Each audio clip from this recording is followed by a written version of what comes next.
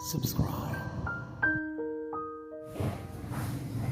Hello kahugot! Welcome po pala sa Bono Slab 2 para po sa ating programang DKB, Dear Kuya Bono. Hindi na ako magbabanggit ng tungkol sa kwento as my intro talk kasi gusto kong maiwasan mabigyan kayo ng spoiler tungkol sa kwento. Gusto kong maiwasan yun kasi gusto ko kayo mismo ang ma-surprise tungkol sa kwento. So huwag na natin patagalin pa. Atin ang pakinggan ang kwento ng buhay at pag-ibig ng kahugot nating si Hen Ross. Hatid ng DKB, Dear Kuya Bono ng Bono Slab Tube, the Kahugot YouTube channel.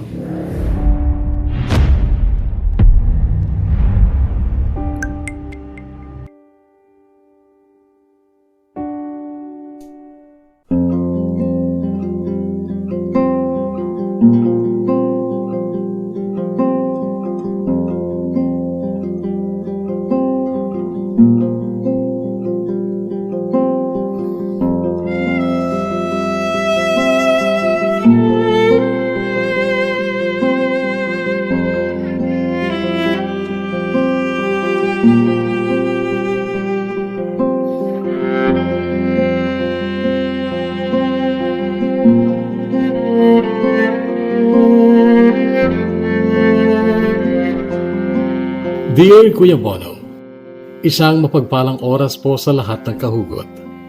Ako po si Hen Ross, anak ni na Henry at Rosa, mga taong marupok, pabaya, irresponsable at hindi dapat panggayahan.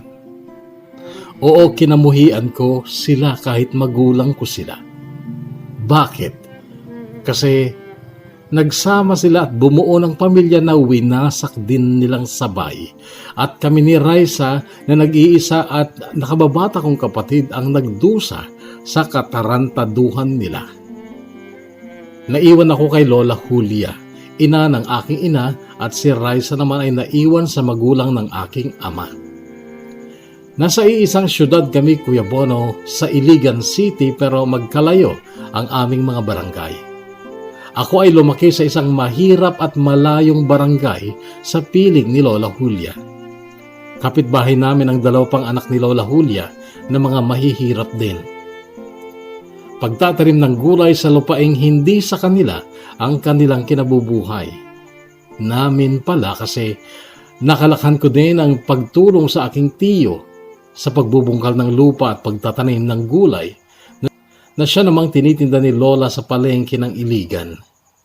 Kung minsan nadadamay sa benta ni Lola sa palengke ang mga alaga kong bibe at manok na native. Ang barangay na yon ay maganda sa paningin ng iba. Sa katunayan ay maraming nagpupuntang mga turista sa Tinago Falls na pinakamalapit sa aming barangay. Karamihan ng mga nagpupunta ay mga kabataang taga-ibang barangay din o kalapit na bayan, lalo na kapag tag-araw. Malamig kasi ang tubig ng falls at maraming ang nagagandahan doon kaya dinadayo talaga. Isang araw nung 10 taong gulang ako, pupunta sana ako sa gubat malapit sa falls upang kumuha ng pako. Yun ay isang uri ng damo o gulay na nauulam. Bata pa kasi ako, Kuya Bono, ay talagang marunong na ako sa buhay at ang pinakamahalaga sa akin noon ay yung may maiulam kami ng lola ko tuwing kainan. Marunong ako mamingwit ng isda, magpatibong ng ibon, mansisid ng talaba sa ilog sa murang edad kahit na mag-isa lang ako. Si Estong kasi na pinsan ko ay matanda sa akin ng 1 taon pero hindi siya nakakasama sa pagdidilihensya ng ulam dahil laro lang lagi ang gusto niya. Yung iba ka namang pinsan, karamihan ay mga babae kasi kaya talagang solo flight ako kapag nagpupunta ako sa gubat. Sukbit sa aking bewang ang aking itak. At nung hapon nga na yon na ako'y patungo sa gubat ay may nakita akong babae na nakatalong ko sa gitna ng daanan. Yung daan na yon ay daanan lang ng tao dahil hindi nararating ng sasakyan yon. Nakatalong ko ang babae at nakatakip ang 2 kamay niya sa kanyang mukha na parang umiiyak. Dadaanan ko lang sana siya kaso likas din kasi sa akin ang pagiging matulungin kaya tumayo ako sa harap niya. Nung maramdaman niya ako ay tinanggal niya mga palad niya sa kanyang mukha at doon ay nakumpirma ko na umiiyak nga siya. Kailangan mo ba ng tulong? Tanong ko sa kanya sa aming lengguaheng Cebuano. Tumingila siya sa akin at tumingin sa mukha ko. Bakit ka umiiyak? Taga saan ka ba, ate? Tanong ko kasi dalaga na siya at ako'y 10 taong gulang lang noon. Kabe-birthday ko lang pero walang handa kasi walang pera si Lola Julia. Hindi ako makahinga. Umiiyak niyang sabi. Anong gagawin ko para makahinga ka? Kunin mo yung bag ko. Nandun yung gamot ko. Nasaan yung bag mo? Nandun, sa falls. Tumakbo ako, Kuya Boro, papuntang falls matapos niya akong bilinin. Hanapin ko raw si Marian at sa kanya kukunin ang bag niya. Maraming tanong si Marian sa akin noon. Narinig ko pang sinisi ni Marian yung Andrew na kasama din nila. Noong ibigay sa akin ang pulang bag ay humangos ulit ako ng takbo pabalik sa babae at nadatnan ko siyang nakahiga sa kalsada. Ibinangon ko siya.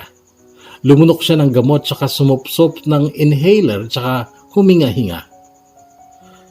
Ano bang sakit mo, ate? Asma. Sagot niya tsaka muli na namang lumuha. Kitang-kita kong nag-unahan ang mga luha niya sa pag-agos sa pisngi niya. Saan bang bahay niyo? Pwede ba ako makipahinga saglit? Sige, halika, sabi ko. Umakbay siya sa akin. Maliit pa ako noon at matangkad siya. Dinala ko siya sa bahay namin ni Lola Julia. Napakaliit lang ng bahay na yon na yari lang sa kawayan.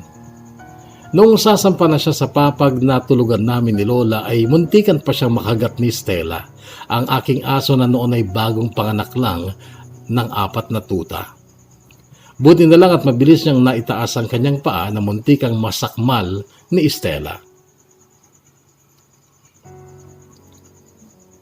Nakatulog siya noon, Kuya Bono, at ako ay hindi natuloy sa pagkuha ng pako sa gubat. Nasa labas lang ako ng kubo at binantayan siya at madalas ko siyang silipin sa kanyang higaan. Maganda siya, Kuya Bono, at maputi. Masarap pagbasdan ang kanyang mukha habang himbing sa pagtulog.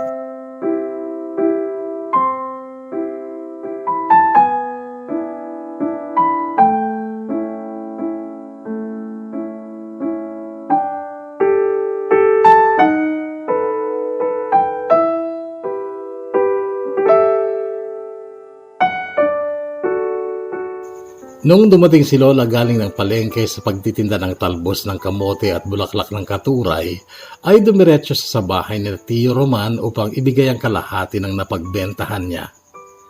Tanim kasi ni Tio Roman ang kamote at katuray. Gaya ng dati, kakarampot lang din ang napagbentahan ni Lola. Noong palapit na siya sa aming kubo ay sinalubong ko siya. Sinabi kong may magandang dalaga sa kubo namin. Tulog. May sakit, sabi ko pa. Inusisa niya ako kaya't kinuwento ko ang nangyari. Nung magluto na ng hapunan si Lola ay tulog pa ang dalaga, ngunit inutusan ako ni Lola na gisingin ito noong kakain na kami. Madilim na noon. Nagising naman ang babae at nag-alala nung makita niyang madilim na sa labas. Uuwi na ako. Napasarap ng tulog ko, sabi niyang natataranta. Taga saan ka ba? Tanong ni Lola. Mahayahay po.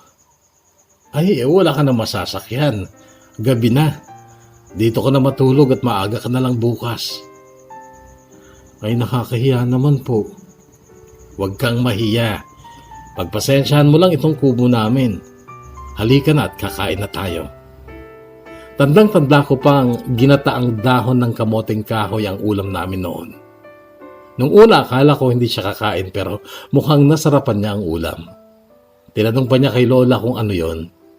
Halatang noon lang siya nakaulam ng ganon. Noong kumakain na kami ay tsaka ko palang nalaman ang pangalan niya dahil tinanong ni Lola. Piret. Piret ang pangalan niya. Naligo pa siya sa poso noong bago kami matulog. Pinagbomba ko siya ng tubig. Noong matapos siyang maligo ay nagpatuyo siya ng buhok. Pinapanood ko lang siya at hangang-hanga ako sa kagandahan niya. Noong medyo tuyo na ang buhok niya ay nahiga na kami. Tabi-tabi kami. Sa gitna si Lola. Hindi ako agad nakatulog noon, Kuya Bono, kasi pinakikiramdaman ko siya. Hanggang sa marinig ko siyang humihikbi. Nagsalita si Lola na akala ko noon ay tulog na. Ineng, umiiyak ka ba? Ano bang nararamdaman mo? Tanong ni Lola. Masakit po. Sagot niya. Napabalikwas ng bangon si Lola. Anong masakit sa'yo? Alalang tanong niya. Yung ginawa po ng boyfriend ko sa akin. Sabi niya, tsaka humagulgol na ng tuluyan. Noon ay nagkwento siya dahil maraming tanong si Lola.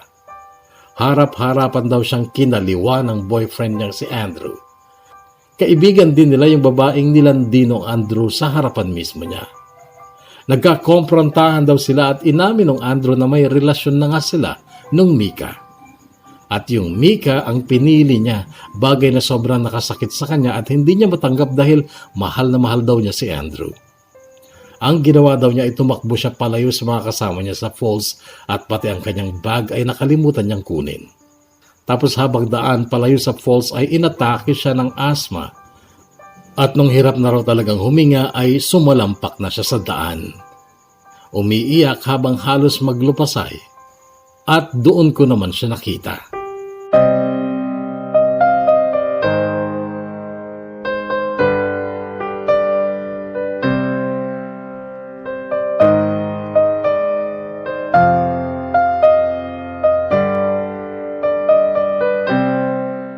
Matapos kaming mag-almusal kinabukasan ay sabay nang umalis sina Piret at Lola Julia. Pero nangako si Piret na babalik siya upang kunin ng tuta na hinihingi niya. Gusto niyang bilhin ang tuta pero sabi ni Lola ay ipamimigay na lang pero makaraan pa ng isang buwan kapag nakakakain na ang mga tuta. Bagong panganak lang kasi sila noon at nagdedede pa sa nanay nilang si Stella. Makaraan ng kulang isang buwan ay bumalik nga si Piret. Wala si Lola noon at ako ay nagpapatibong ng ibon noong tawagin ako ng pinsan ko dahil may bisita daw akong magandang dalaga. Ang daming dala ni Piret noon, mga groceries at pagkain. Noon ay pumili siya ng tuta at yung brown na may tagping puti ang napili niya. Ano ipapangalan mo dyan? Tanong ko sa kanya noong nilalaro niya sa kandungan niya ang tuta. Ripsor, sagot niya. Tapos ikaw, ang pangalan mo sa akin Sorne. Ripsor. Sorne. Ulit ko. Oo. Ripsor, R-I-P-S-O-R. Ripsor, tapos Sorne. Binaligtad ko lang yung Henros. Padlalaki ba yung pangalan na yan? Lalaki kasi itong tuta eh. Oo, padlalaki. Siya pala, Henros. May bibigay ako sa'yo kapalit ng tuta. Huwag mong iwawala ha. Sabi niya tsaka may dinukot sa bulsa ng bag niya. Eto, isuot mo. Sabi niya sabay abot ng makinang nasingising. Gold yan, kaya ingatan mo yan ha, sabi pa niya. Isunuot ko nga sa daliri kong palasinsingan pero maluwag pa. Dito mo isuot, Sorne. Sabi niya sabay hawak sa hinlalaki ko. At kumasya naman. Kapag malaki ka na, pwede mo nang ilipat sa palasingsingan mo. Huwag mo iwawala ha. Souvenir ko yan sa'yo kasi hindi ko alam kung magkikita pa tayo eh. Lilipat na kasi kami sa Pangasinan. Pangasinan? Malayo ba yun? Oo, Luzon yun eh. Lagpas pa ng Maynila. Bakit kayo lilipat?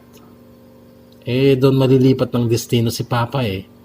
Na-promote kasi siya. Manager na siya ngayon at imamanage niya yung branch nila sa Pangasinan. Kaya itong si Ripsor, magiging taga Pangasinan na siya. Sasama mo siya doon? Siyempre aalagaan ko ito. Tuturuan ko siya ng mga tricks, gaya ng mga aso sa pelikula, yung mga nakakatulong sa amo nila. Sayang, hindi ko na pala makikita ulit itong si Ripsor. Sa malayo na pala kayo titira. Bakit? Mamimiss mo si Ripsor? Oo. Ako Sorne, hindi mo mamimiss? Mamimiss din kita. Talaga? Oo, hayaan mo, Sorne. Dadalawin pa rin kita dito. Malay mo, after 2 years ganon, pag bakasyon, uuwi ako dito sa Iligan at pupuntahan kita. Malaki ka na nun. Totoo ba? Babalik ka pa dito? Oo nga. Promise, Sorne, babalik ako dito. Itinaas pa ni Piret noon ang kanang kamay niya na parang nanumpa talaga. Promise na hindi naman niya tinupad. Taon-taon akong nag-aabang sa pagbabalik niya pero hindi naman nangyari.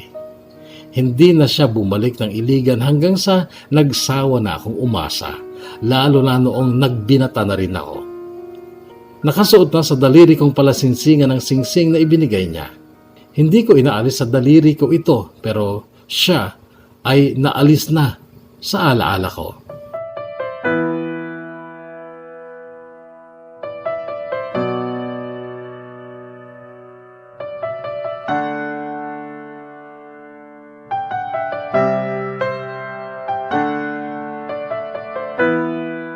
Pero maalala ko lang, Kuya Bono, may isang araw noon na may nakita si Lola sa katre namin. 3 garapon na peanut brittle at isang malaking garapon ng palaman. Naisip ko noon si Piret. Baka dumating siya pero wala kami. Kinain namin ang mga yon, pinimigay yung iba. Si Lola ginawang sisidlan ng asin at asukal yung mga garapon noong wala na itong laman. At pagkatapos nun ay wala namang nagpakitang Piret sa akin ulit kaya't itinuring ko na lang siyang isang magandang bahagi ng kabataan ko.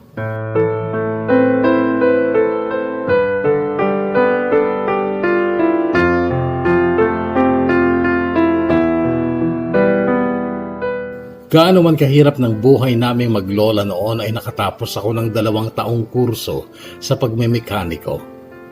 Automotive mechanic sa TESDA. Ang kapatid ko naman noon na si Raisa ay may sarili ding sikap para makapag-aral. Namasukan siyang tindera kasabay ng pag-aaral niya. Kahit napakasimple lang manamit ng kapatid ko, Kuya Bono, ay lutang na lutang ang kagandahan niya kaya't hindi ako nagkulang sa pagpapaalala sa kanya na mag-ingat siya sa mga lalaking lumalapit sa kanya at huwag munang makipag-boyfriend. Minsan kasi noong nag-aaral pa ako, kapag ginabi ako ay kina Lola Iska ako nakikitulog. Kaya nakakasama ko ang kapatid ko doon. Malaki din ang awa ko sa kapatid ko, Kuya Bono, kasi nagtiis lang din siya gaya ko dahil mahirap lang din ang buhay ni na Lola Iska. Sinabi ko na lang sa kanya noon na magtiis lang kami. Darating ang araw kako, aayos din ang buhay namin. Basta kako mag-focus lang kami sa pag-aaral. Huwag mo nang makikipagrelasyon. May karapatan akong utusan siyang umiwas munang makipag-boyfriend, Kuya Bono, kasi ako mismo ay naiwasan ko. Kahit gusto ko na sana ay nagtiis talaga ako. In love na ako noon kay Alpha. Nakaklase ko noong 3rd year high school pa lang kami, pero hindi ko niligawan kahit alam kong gusto din niya ako.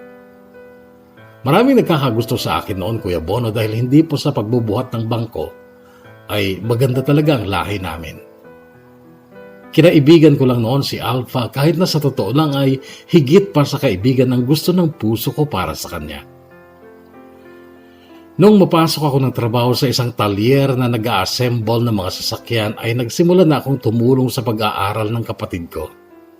Pangarap daw niya ang makapagtrabaho sa bangko kaya't kumuha siya ng kursong Bachelor of Science in Commerce, Major in Finance. Kalahati ng sweldo ko ay binibigay ko sa kanya. Yung kalahati ay para naman sa gastusin namin ni Lola Julia. Noon ay binawalan ko na rin si Lola Julia na maglako ng gulay sa palengke. Pinapirmi ko na lang siya sa maliit naming tahanan. Noong makabili ako ng cellphone na dipindot lang matapos ng 5 buwan ko sa pagtatrabaho, noon ako nagsimulang magpahaging kay Alpha. Simple lang si Alpha, Kuya Bono. Hindi siya yung magandang-maganda pero napakaganda ng ugali niya. Mahalalahanin, mahinhin, masipag at hindi maarte. Ganun ang gusto kong maging girlfriend talaga, yung simple lang at alam ang hirap ng buhay. May isang gabi noon na magka-text kami. Ang sabi ko sa kanya, Alpha, may gusto kong sabihin sa iyo eh. Isang bagay na 4 na taon kong kinikimkim. Ano yan? Sige, sabihin mo na. Teka lang. May tatanong muna ako sa'yo. Ano yon? May boyfriend ka ba ngayon? Oo, meron. Bago lang kami.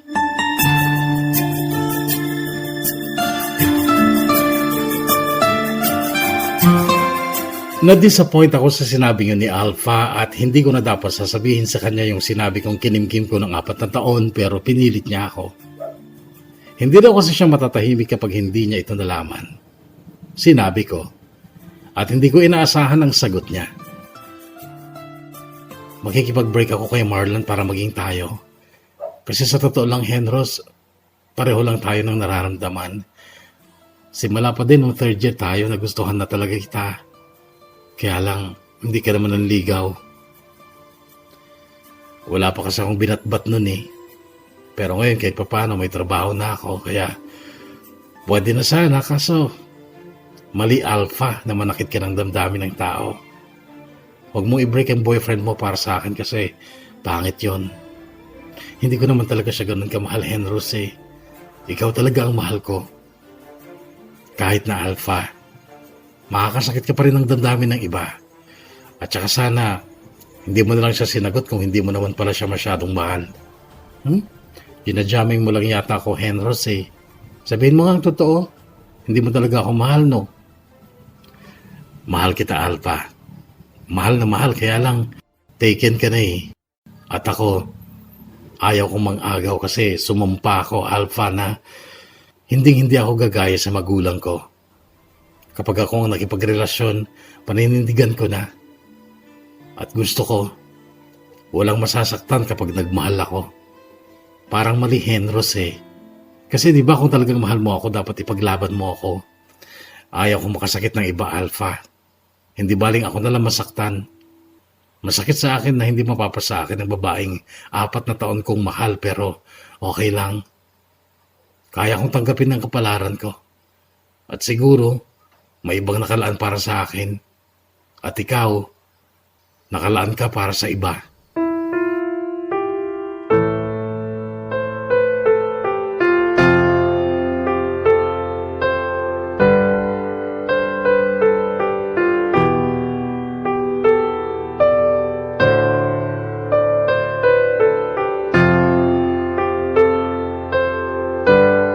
Nakilala ko si Elise Kuya Bono noong may 1 taon na ako sa talyer.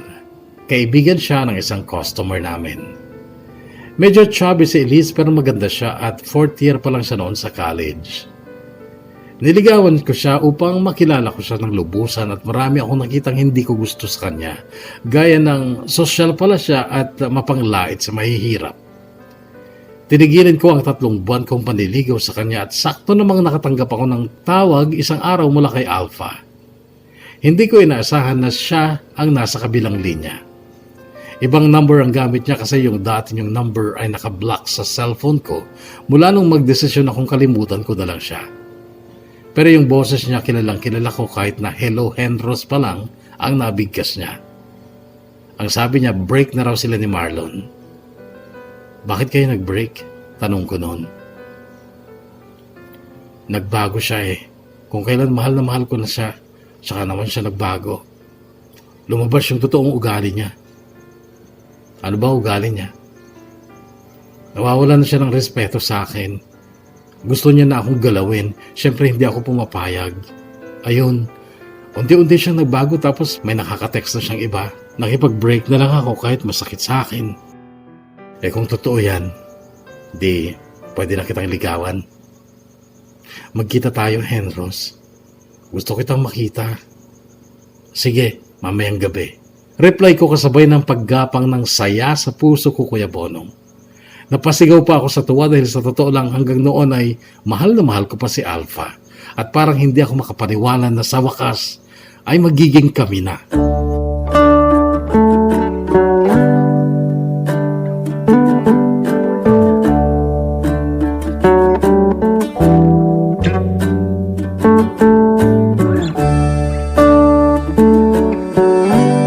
November 18, 2013 noong maging kami ni Alpha. First girlfriend ko siya, Kuya Bono, at desidido ako na siya na rin ang magiging last girlfriend ko kasi aalagaan ko ang aming relasyon hanggang sa pakasalan ko na siya. Ipinadama ko sa kanya ang tunay na pagmamahal at pagpapahalaga at masaya ako kasi ganun din naman ang ginawa ni Alpha sa akin. Ipinakilala ko siya kina Lola Julia, maging kina Lola Iska at Lolo Damian ng mga grandparents ko sa father side.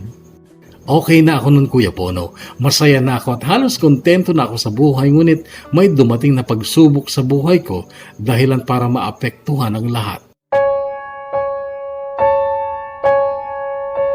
Taong 2014 na nung malaman kong buntis ang kapatid kong si Raisa, ngunit iniwan siya ng lalaking nakabuntis sa kanya. Gusto kong saktan noon ang kapatid ko kasi ginagawa ko ang lahat para sa ikabubuti niya. Hinahatian ko siya sa sweldo ko dahil gusto ko siya makatapos, pero nagpabuntis pala at ang masakit pa, ayaw siyang panagutan ng boyfriend niya. Galit na galit ako nang pinaamin ko siya kung sino ang nakabuntis sa kanya. Sinabi naman niya, si Michael daw, nakabarangay din nila.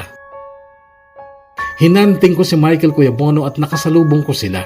May kasama siyang isa noon. Kinumpronta ko pero mayabang pa ang walang hiya.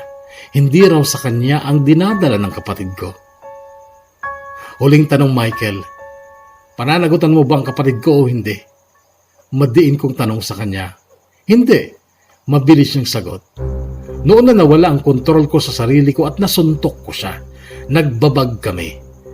Dalawa sila kontra sa akin na mag-isa, pero syempre mas matanda ako sa kanila at dati nang matigas ang pangangatawan ko dahil sa mabibigat na trabaho, kaya bumulagta sa dalawang magkasunod na suntok sa mukha ang kasama ni Michael.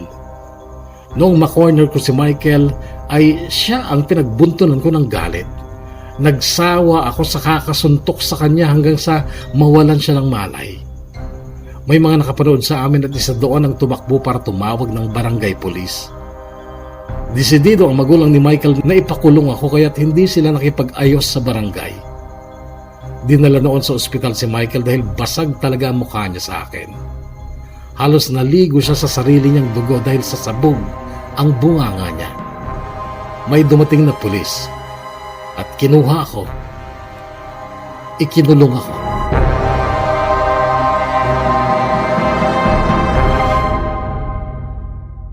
Anim na araw ako sa kulungan, Kuya Bono. At sa loob ng 6 na araw na yon ay araw-araw sina Lola Julia at Raisa doon. Dinadalhan ako ng pagkain. Pang-5 araw ko noon nung dumating si Papa sa kulungan, ang aming magaling na ama, at may gana pa siyang sermonan ako. Hindi ka nag-iisip, Henros eh. Ba't di maayusin ang buhay mo?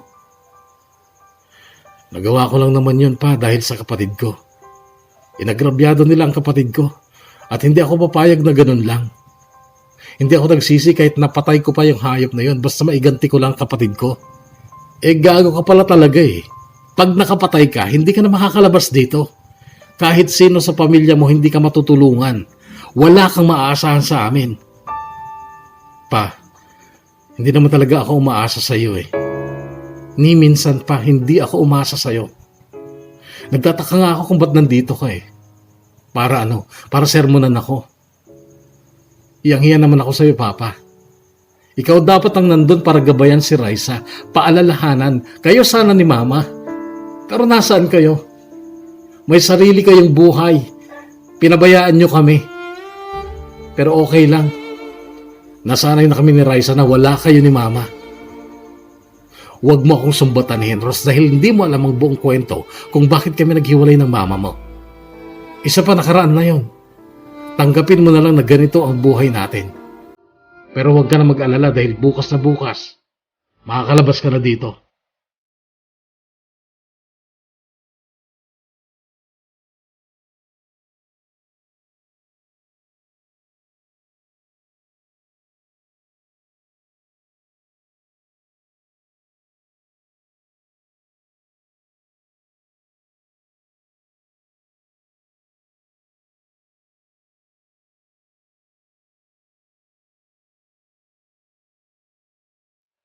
Kinabukasan nga, Kuya Bono, ay nakalaya ako sa kulungan pero sana hindi na lang. Kumulo ang dugo ko ng sobra kay Papa nung malaman ko ang ginawa nila para makalabas ako. Nakipag-usap pala sila sa pamilya ni Michael. Sabi kasi ni Lola Julia ay pwede ding idemanda si Michael dahil ayaw niyang panagutan si Raisa. Pwede rin palabasing rape ang ginawa niya kay Raisa. At natakot naman daw ang magulang ni Michael pero nakipagkasundo si Papa na hindi na sila magdedemanda basta't iatras nila ang demanda nila laban sa akin. At yun ang dahilan kung bakit ako nakalabas. E di paano yan? Magbubuntis kang walang tatay ang isisilang mo. Galit kong tanong kay Raisa noon. Okay lang kuya. Hindi lang naman ako ang single mom eh. At saka, ayaw ko na rin naman kay Michael. Tinanggap ko na lang noon ang paliwanag nila Kuya Bono. Kinausap din ako ni Alpha. Hayaan mo na mahal. Ang mahalaga, nakalabas ka na. Tulungan na lang natin si Raisa at ang magiging anak niya. Ito ang mahinahong tinuran sa akin ni Alpha noon na medyo nagpagaan sa loob ko. Ang masakit lang noon Kuya Bono ay kinailangan ko na namang maghanap ng ibang trabaho dahil tinanggal na ako sa talyer. Kumuha sila ng kapalit ko nung panahong nakakulong ako.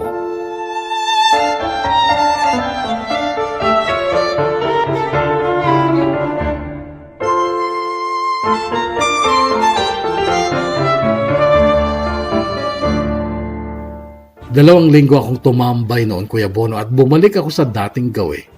Dilihensya ng pangulam namin ni Lola sa gubat. Umextra din ako sa pag-aani ng saging sa banana plantation. Hanggang sa nag-text sa akin si Rocky, dati kong kasama sa talyer. Magbubukas na daw kasi ang kilalang kasa ng sasakyan sa Iligan at sabay daw kaming mag-apply. Natanggap kaming pareho ni Rocky Kuya Bono. Blessing ulit yun ng Panginoon dahil mas malaki ang pasweldo. Kaya lang, sumobra daw kami sa dami kaya kailangan nilang magbawas ng mekaniko at isa ako sa napiling ibawas. Pero mayroon silang option. Hindi raw ako mawawalan ng trabaho kung papayag o kung malipat sa kasa nila sa Baguio. Binigyan ako ng isang araw para mapag-isipan ang alok nilang yon. Si Alpha ang una kong kinausap. Kagagraduate lang noon ni Alpha ng college. Sinabi ko na malilipat ako ng Baguio. Talaga? Wow, balita ko maganda doon. Sama ako. Seryoso ka? Sasama ka? Oo. Doon ako maghanap ng trabaho. Nagustuhan ko ang idea na magsasama kami ng mahal ko sa Baguio, Kuya Bono, pero papayagan ka ba naman ng magulang mo? Hindi ko sasabihin sa kanila sa Baguio ako maghanap ng trabaho. Sasabihin ko na sa Bacolod lang. At syempre hindi ko sasabihin na kasama kita. Magsisinungaling ka sa parents mo. Okay lang yun, mahal. Ang mahalaga, magkasama tayo. Kaya isama mo ako, ha?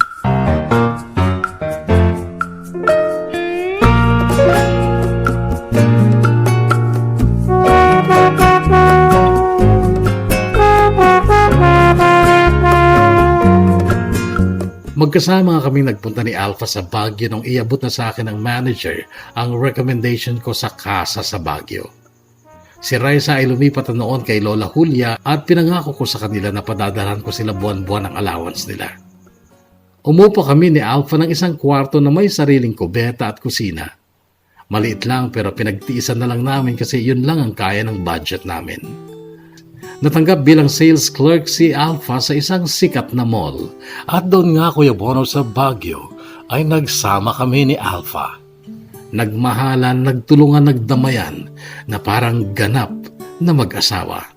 Sabi nila'y balang araw darating ang iyong tanging hinihiling. At nung dumating ang aking panalangin ay hindi na maikubli ang pag-asang nahanap ko sa iyong mga mata at ang takot kung sakali mang ika'y mawawala. Lubos ang pagmamahal at tiwala ko kay Alpha Kuya Bono pero isang araw noong may mahigit isang taon na kami nagsasama sa Baguio ay may nadiskubre akong maling gawain niya. Nakakachat pa pala niya ang ex niyang si Marlon na noon ay nasa Dubai. Nabasa ko ang isang convo nila at halatang na-delete yung mga lumang conversation nila sa Messenger. Ang nabasa ko lang noon ay, "Nasa SM ka na ba?" Yun ang chat ni Marlon. Naliligo noon si Alpha sa banyo dahil papasok siya ng trabaho. Hindi ko pinansin yun nung una kahit na may kutob na akong masama. Ayaw ko kasing kumprontahin si Alpha dahil baka maging simula lang yun ng away namin. Inobserbahan ko lang muna Kuya Bono at sa pagdaan ng mga araw ay may mga napansin akong pagbabago sa kanya gaya ng ginagabi na siya ng uwi at tumalayo sa akin kapag may kachat siya. Umiiksi na noon ang pasensya ko Kuya Bono at talagang gusto ko na siyang kumprontahin kaya lang baka maging dahilan yun ng paglayo niya sa akin. Mahal na mahal ko siya at hindi ko kakayanin kapag nawala siya sa akin. Kaya sa halip na kumprontahin ko siya ay nag-isip na lang ako ng paraan para maiwasan niya si Marlon or makonsensya siya. Ang ginawa ko ay lalo pa akong naging malambing sa kanya, nireregaluhan ko siya ng kung ano-ano kahit na walang okasyon. Kaya lang dumating ang araw ng mga puso noong 2016, halagang 1,500 pesos ang binili kong bulaklak para kay Alpha at may isang kahon pa na chocolates. Dala ko ang mga ito nung pauwi na ako ng hapon. Medyo nagpalit pa ako ng konti para sure na siya ang maunang dumating ng bahay at masurprise ko siya. Pero ako ang nasurpresa. Wala si Alpha. Pero amoy pabango ang kwarto namin, ibig sabihin dumating na siya pero umalis ulit. May sulat akong nakita sa ibabaw ng mesa. Noon lang yun nangyari, kaya kinabahan na ako. Lumapit ako sa harap ng aming Durabox, lagayan ng mga damit namin. Nagdasal pa ako, Lord sana, andito pa yung mga gamit niya. Dahan-dahan kong binuksan ng Durabox at tumambad sa akin ang halos bakanting lagayan ni Alpha ng mga damit niya. Noon na ako nanlambot. Binasa ko ang sulat. Medyo mahaba kaya't nilagpasan ko yung gitna. Sa last part agad ako at ang nabasa ko, "Sana mapatawad mo ako. Hindi ko kayang dayain ang puso ko. Mahal na mahal ko pa talaga si Marlon."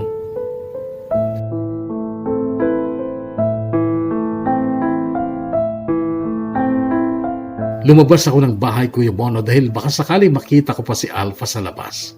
Baka hindi pa nakakasakay, baka hindi pa siya nakakalayo. Lumuluhan na ako noon at tarantang-taranta ako. Nakasalubong ko si Kuya Edgar, na kapitbahay namin. "Hinahanap mo ba si Alpha?" Tanong niya sa akin. "Oo kuya, nakita mo ba? Nagpahatid sa akin sa Burnham Park." "Kanina pa ba?" "Eto lang, kararating ko nga lang eh. Umangka siya sa motor ko. Nakiusap eh." "Kuya, ako naman makikiusap. Ihatid mo rin ako doon." "Sige tara, baka sakaling maabutan mo pa. Mukhang lalayas eh. Ang laki ng bag na dala."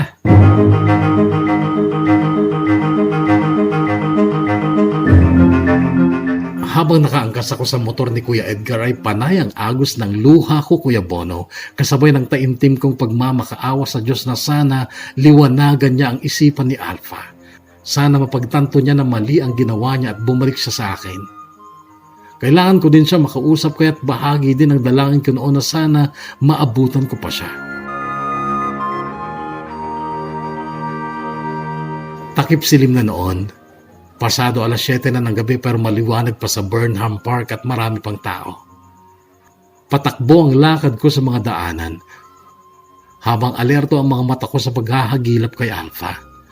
Hanggang sa makita ko siya sa di kalayuan pero may kahawak kamay siyang lalaki. Si Marlon. Si Marlon din ang may dala ng malaking bag ni Alpha at patungo sila sa parking area. Isinagad ko ang bilis ko sa pagtakbo Kuya Bono para maabutan ko sila habang sinisigaw ko ang pangalan ni Alpha. Pero noong nasa 50 meters na lang siguro ang layo ko sa kanila ay napalingon sa akin si Alpha at kasunod nun ay parang nataranta siya. Hinila niya si Marlon at nagmadali sila. Tumakbo na rin sila patungong parking lot at sumakay sa isang nakaparadang kotse. Tsaka ito pinaandar. Naabutan ko ang kotse, Kuya Bono. Nahawaan ko pa yung hulian. Kinalampag ko pa ng ilang beses habang sinisigaw ang pangalan ni Alpha. Pero hindi sila huminto. Hinabol ko pa rin ang kotse. Hinabol ko pa rin ang kotse hanggang sa lumabas na ito sa main road. Pero hindi talaga nila ako hinintuan.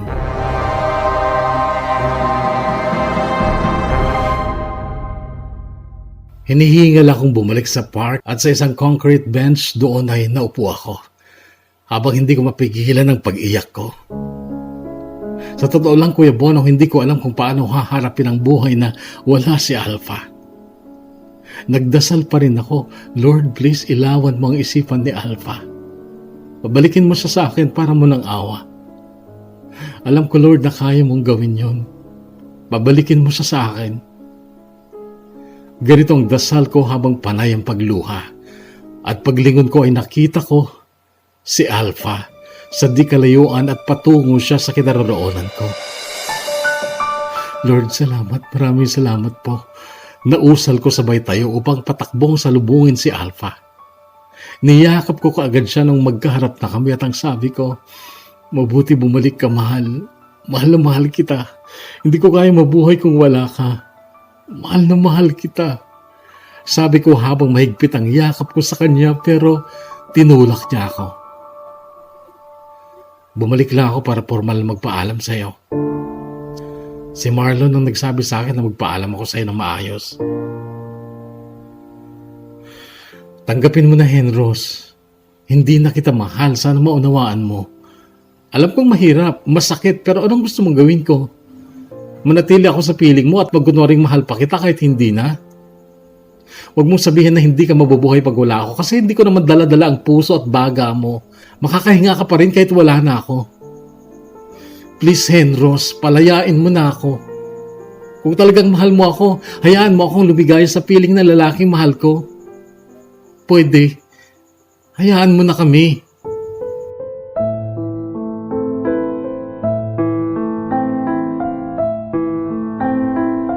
Hinayaan ko siyang umalis. Pinanood ko siyang humakbang palayo sa akin. At palapit sa parking lot kung saan naroon si Marlon na siyang tunay daw niyang mahal. Sandaling natigil ang pagluha ko at nakatingin ako sa kawalan.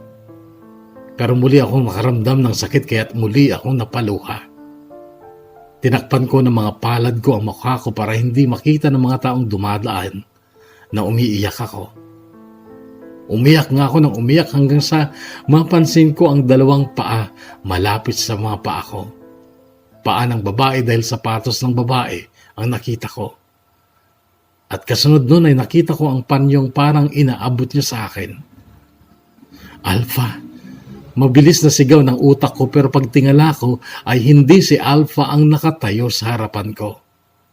Ibang babae. Magandang babae at nakangiti ito sa akin at ang sabi, kailangan mo ba ng tulong? Tanong niya sa aming lengguaheng Cebuano. Napatitig ako sa mukha niya at syempre makakalimutan ko ba naman ang mukhang yon? Piret?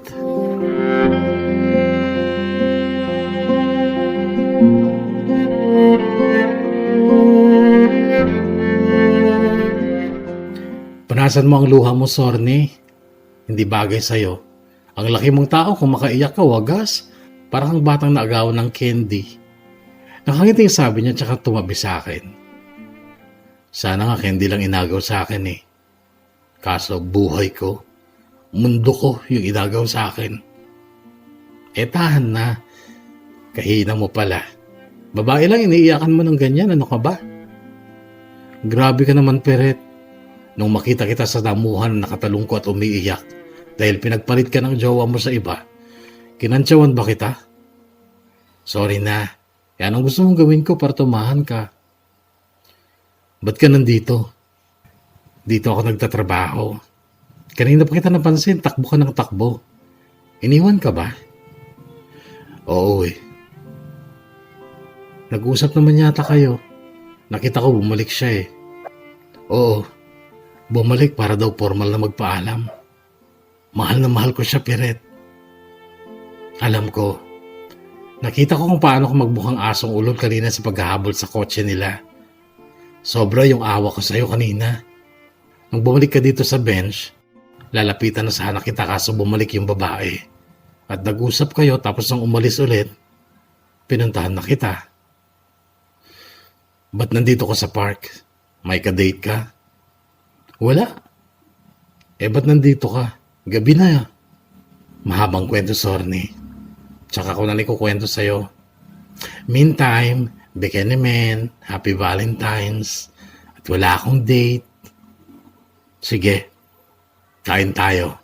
Ikaw pumili kung saang restaurant, tapos mamaya, uuwi tayo sa bahay sa tirahan ko. May ibibigay ako sa yung bulaklak at tsokolate. Talaga? Huwag kang matuwa. Kasi para dapat kay Alpha yan pero wala na siya kaya sa'yo na lang. Hindi ko tatanggihan yon. Tsaka diba Sorny, sabi mo noon mahal mo naman ako. Noon ay saglit ako napatitig sa magandang mukha ni Peret. Sa totoo lang, napakaganda pa rin niya. Ang puti at ang kinis ng balat niya. At hindi na talaga mahahalata ang agwat namin sa edad. Wala akong sinabing mahal kita. Ang sinabi ko lang noon, may mimiss kita. Hinintay kitang bumalik kasi nangako ka. Pero hindi ka bumalik. Bumalik ako, Sorny. Pero walang tao sa bahay niyo. Kasama ko kasi si Papa noon at nagmamadali siya. Sabi ko iwanan na lang niya ako at hintayin kita o si Lola Julia pero hindi siya pumayag. Kaya iniwan ko na lang yung pasalubong ko sa'yo. Anong pasalubong? Yung peanut brittle tsaka palaman. Sa'yo ba galing yun? Oh yes. Okay. Naniniwala na ako. Bumalik ka nga. Yes, Sorny. At masaya ako kasi nagkita ulit tayo. Sana, Peret. Sana wag mo muna akong iwan. Iwan? Ba't kita iiwan? Kung gusto mo, sa akin ka na tumira eh. Maganda yung apartment ko. Talaga? Kaya lang, nakakaya naman yata. Hindi yan. Pero sige, pag-isipan mo muna. Sabi niya. Muli kong tinitigan ang maganda niyang mukha. Peret. Happy Valentine's. Happy Valentine's din, Sorny. Teka, kiss nga kita.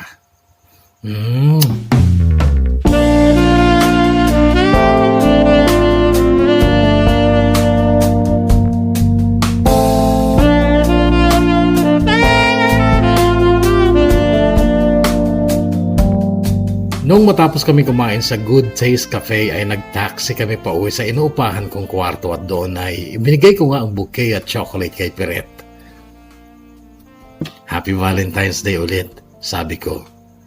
Hindi ako nakaumang nung hagkan ako ni Peret sa pisngi sa tabi ng labi ko at ewan ko kung bakit kinabig ko siya at hinagkan ko sa mga labi niya. Gumanti siya ng halik sa akin at iyon ay nauwi sa kama.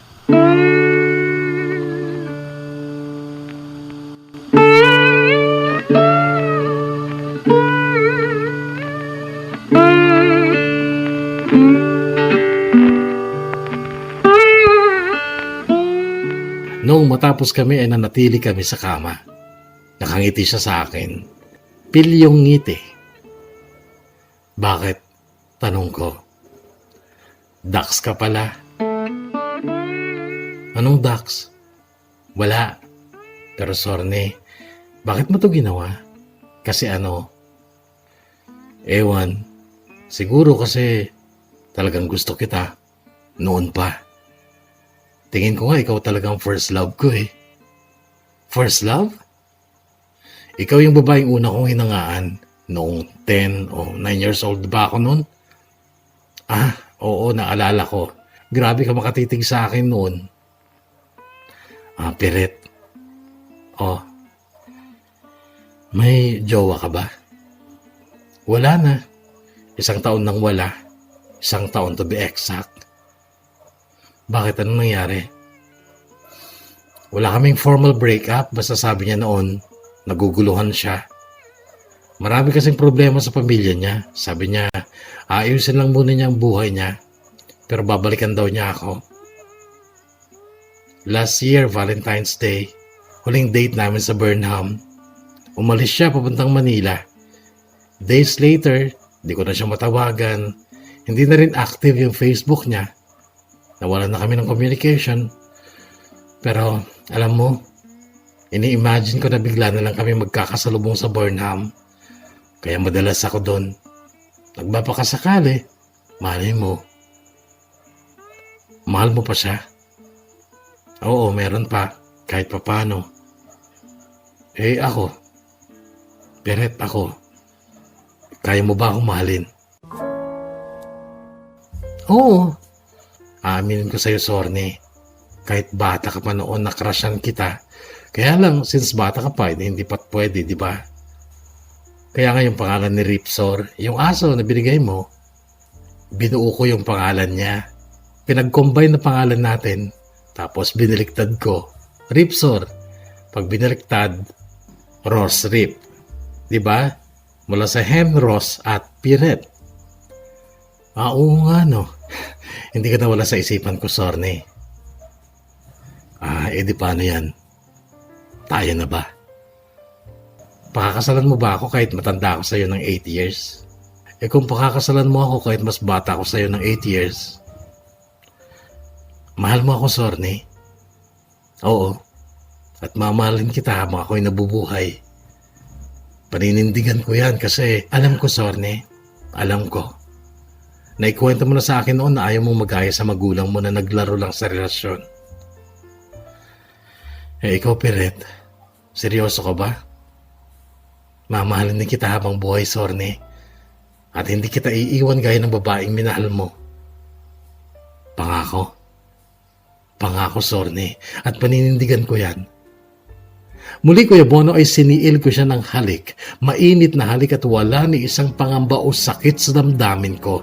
Dahil kahit iniwan ako ni Alpha, dumating naman sa akin ang babaeng siyang kasama ko hanggang ngayon, ang babaeng ina ng 2 kong anak. Ang lahat ng aking alam, ang sanhi ay ikaw. Sa Iligan kami nagpakasal ni Piret noong September 28, 2016, pero 1 month matapos ang kasal ay bumalik din kami ng Baguio at doon kami bumuo ng pamilya. Nung una, si Ripsor, yung aso ang baby namin, pero noong August 2017 ay isinilang ni Piret si Jacob, ang aming panganay. Then December 2018 ay sinunda naman ang baby girl naming si Princess. Sa tulong ng uncle ni Piret na isang mechanical engineer dito sa Japan, ay nakapunta rin ako dito noong March 2019. Kasalukuyan ako nagtatrabaho dito sa Toyota bilang assistant mechanic. Malaki ang sweldo, Kuya Bono, kaya sa loob ng mahigit 1 taon lang ay nakabili kami ng bahay sa Green Valley. Pag-uwi ko ay bibili din ako ng sasakyan. Mabilis lang makaipon dito, Kuya Bono, kahit na regular pa ang padala ko kay Lola Julia at kay Mama. Oo, Kuya Bono, pinaaambunan ko na rin ng grasya ang aking ina kahit na noon ay nagpabaya siya sa amin. Si Raisa naman ay sinuwerte. Siya ay nakasal sa isang Australian na nakilala lang niya sa online dating site. Medyo matanda sa kanya si Jackson, pero okay lang kasi mahal naman niya ang kapatid ko kahit na may anak ito sa pagkadalaga. Nasa Australia ngayon si Raisa and thankful ako kasi in good hands at masaya ang kapatid ko. Ang pamangkin ko, ang anak ni Raisa, ay naiwan muna kay Lola Julia. Si Alpha ay may asawa at anak na rin ngayon, pero hindi si Marlon ang nakatuluyan niya. Nakapangasawa si Alpha ng lalaking hindi nawawalan ng pera sa kamay at nakakarating pa sa iba't ibang lugar araw-araw. Konduktor ng bus ang mister ni Alpha. At okay lang yun, ang mahalaga, sana mahal nila ang isa't isa. At sana hindi sila maghihiwalay. Yun lang naman ang mahalaga di ba, Kuya Bono? Yung magmahalan kayo at huwag mag-iiwanan habang buhay. Hanggang dito na lang, Kuya Bono, ang kwentong ito ng buhay at pag-ibig ko. Sana ay kapulutan ito ng aral at inspirasyon ng mga kagaya kong kahugot. Lubos na gumagalang at nagpapasalamat. Hen Ross. Ulang ang magpapalala.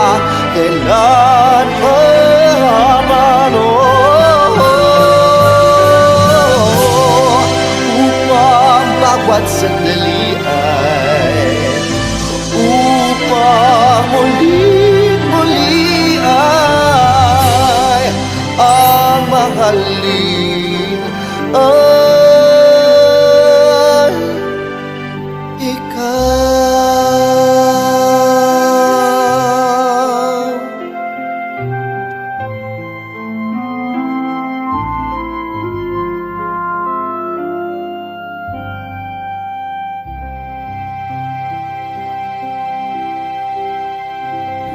Henros, I find your story so cute.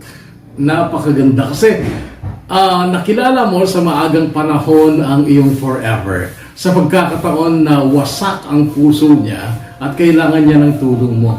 At siya naman ay natagpuan mo muli noong ang puso mo naman ang wasak at kailangan mo ng tulong. Napakaganda. It is really a lovely love story. And congratulations. At hindi na rin kita papayuhan pa kasi sa pagkakabasa ko ng kwento mo ay nakilala ko ang pagkatao mo at believe ako sa iyong paninindigan. Pagdating sa kung paano magmahal ng wagas at tapat at syempre ang iyong prinsipyo bilang lalaki. So mananalangin na lang ako, ipagdadasal ko na lang na sana manatili ang saya at pagmamahalan sa inyong dalawa ni Piret at sa buo ninyong pamilya. Congratulations and thank you again for sharing your story. And I'm really touched. Sobra akong nagpapasalamat kasi kahit napakarami mong choices, marami kang choices kung saan pwede mong ipadala ang iyong story ay ang Kahugot Channel talaga ang pinili mo. And thank you so much for that. Pasensya na sa ingay, Kahugot. Nasa ibang lugar ako ngayon. This is Laur, Nueva Ecija. Okay, so hanggang sa muli mga Kahugot, muli tayong magkakarinigan para sa panibagong kwentong hatid ng DKB. Dear Kuya Bono ng Bono's Love to the Kahugot YouTube channel.